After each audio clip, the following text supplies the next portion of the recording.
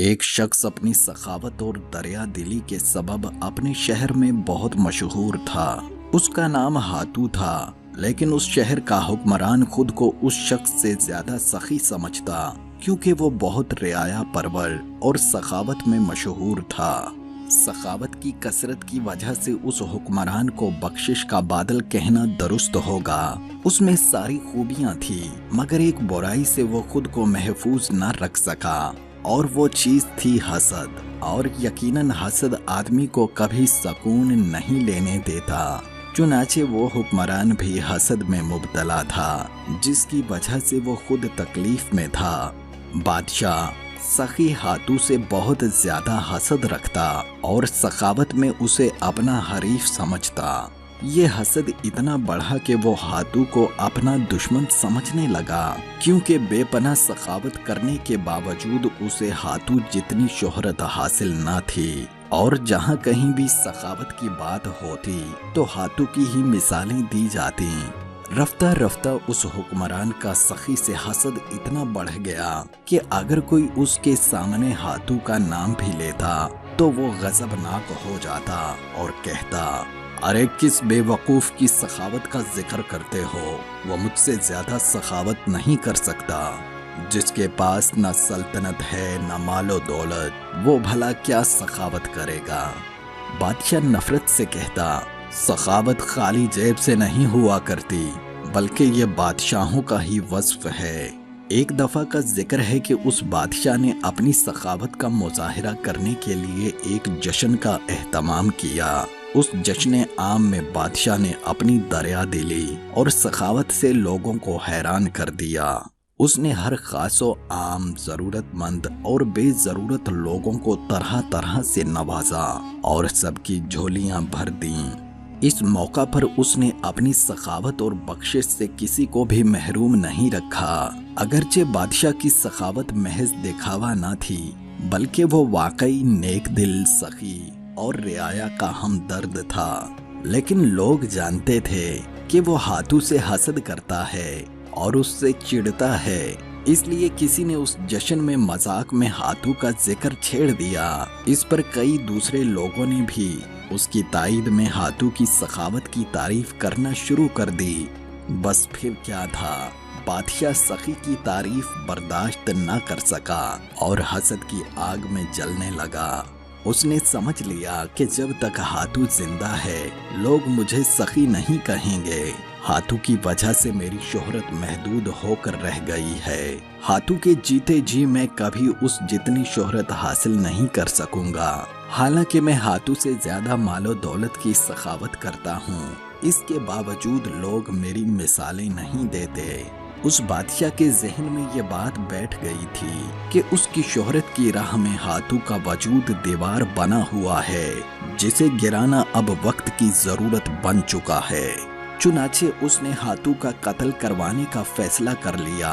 اس مقصد کے لیے اس نے خفیہ طور پر اپنے وفادار سپاہیوں میں سے ایک بااعتماد اور بہادر نوجوان کا انتخاب کیا اور اسے ہاتو کا سر کاٹ کر لانے کی ذمہ داری سونپی، جس کے بدلے میں اسے بڑا انعام بھی دینے کی حامی بھری۔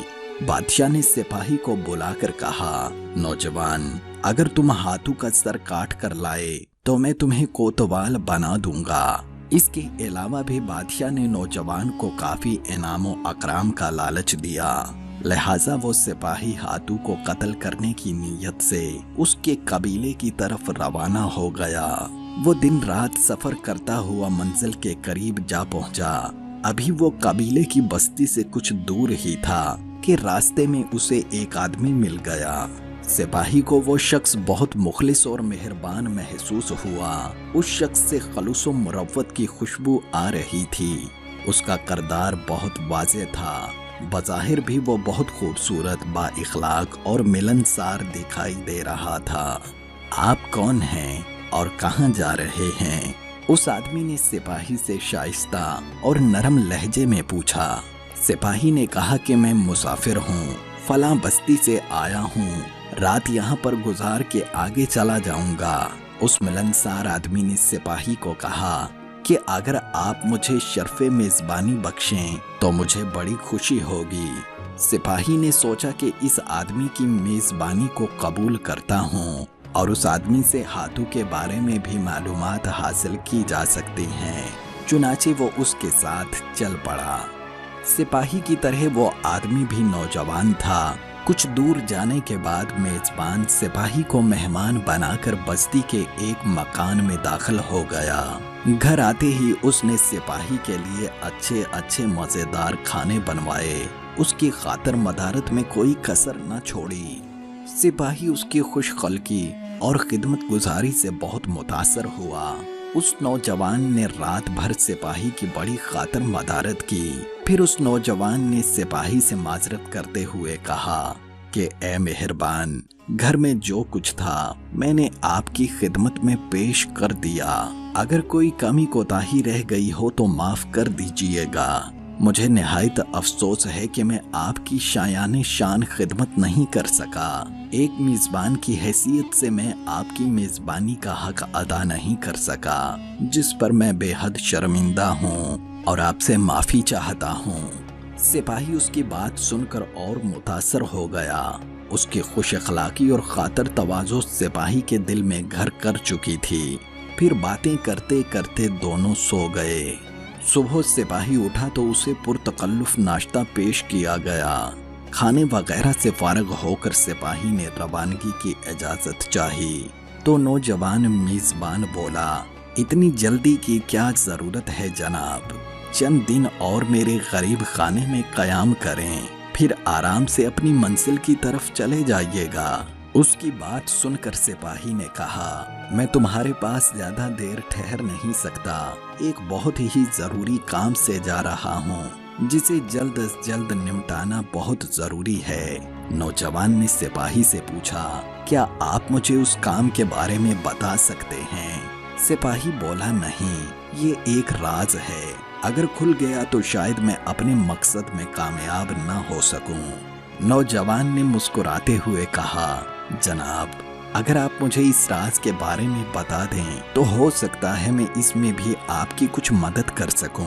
आप बेफिक्र होकर बताएं और मैं अहद करता हूं कि इस राज को अपने सीने में ही दफन रखूंगा।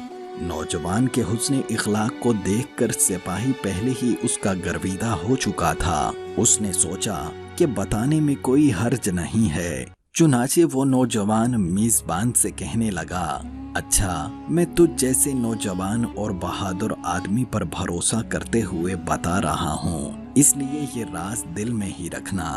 फिर वो बोला, तुम हाथू को तो जरूर जानते होगे, जो बड़ा सखी है और अपनी सखावत के सबब मशहूर व मारूफ है। मैं बादशाह का वफादार सिपाही हूँ। इसकी वजह मुझे मालूम नहीं, लेकिन इतना जानता हूँ कि बादशाह हाथू को अपना हरीफ समझता है और उसने मुझे हाथू का सर काट कर लाने का हुक्म दिया है। उम्मीद है तुम ये राज किसी को नहीं बताओगे और मुझे हाथू के घर तक पहुंचा दो। सिपाही की बात सुनकर नौजवान हंस पड़ा। सिपाही ने हैरान होकर पूछा, शायद तुम मेरी बात को मजाक समझ रहे हो? इस पर हाथू बोला, नहीं जनाब, मुझे यकीन है कि आप इस मामले में संजीदा हैं। फिर उसने अपनी तलवार नयाम से निकाली और बड़े एहतराम से सिपाही को पेश कर दी। सिपाही हैरत से नौजवान को घूरते हुए बोला, इस बात का क्या मतलब है? तुम मुझे अपनी तलवार क्यों दे रहे हो? तलवार ही नहीं, अपना सर भी आपको दे रहा हूँ जनाब। नौजवान ने मुस्कुराते हुए कहा, मेरा सर हाजिर है, काट लें, मगर जल्दी करें। सूरज निकलने से पहले पहले मेरा सर काट कर चले जाएं, क्योंकि फिर मेरे अजीज और घर वाले बेदार हो जाएंगे और आपके लिए दुश्वारियां पैदा होंगी। ये कहकर नौजवान जमीन पर उसके आगे बढ़ गया और उसने सर झुका लिया। सिपाही ने सटपटा कर कहा, मगर मुझे तो हाथू का सर चाहिए। मैं ही हाथू हूँ, देर मत कीजिए, मेरा सर काट लीजिए। नौजवान ने कहा तो सिपाही हैरत ज़दा होकर बोला, मैं जिसको कत्ल करने आया हूँ वो इतना बाइखलाक है कि उसे कत्ल करना सख्त तरीन गुनाह होगा। इसी दौरान उसके हाथ से तलवार गिर गई और वो हाथू से अपनी हरकत पर माफी मांगने लगा। फिर वो वापस बादशाह के रूबरू हाजिर हुआ बादशाह ने उससे अहवाल पूछा तो उसने बिला खौफो खतर सारी रोदाद बादशाह के हजूर बयान करते हुए कहा कि आप चाहें तो मुझे कत्ल करवा दें, लेकिन मैं शुक्र अदा करता हूँ कि मैं ऐसे अच्छे, बाइखलाक और बाकरदार इंसान के कत्ल करने से बच गया हूँ। सिपाही की जुबानी हाथू के इखलाक और बुलंद करदार के वाकयात सुनकर बादशाह भी हाथू की तारीफ करने पर मजबूर हो गया कि सखावत वाकई उसी का हक है और लोग उसकी सखावत की सही तारीफ करते हैं। इसके बाद बादशाह ने हाथू के बारे में हसद को अपने दिल से निकाल कर फेंक दिया।